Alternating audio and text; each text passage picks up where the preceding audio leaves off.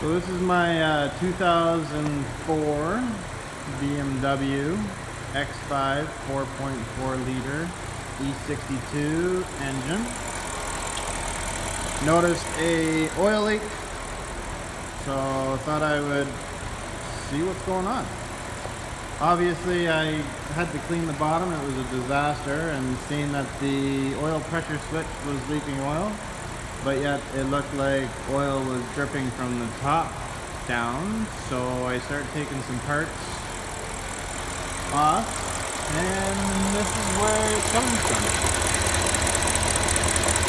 As you know, electrical is not supposed to let oil through, but what I came up with is this loom, that wire, it goes down to the oil pressure switch, which is forcing oil from the oil pressure sensor all the way up there.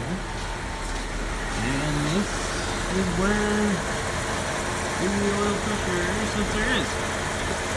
If it would focus. Which is also dripping. Something to keep in mind.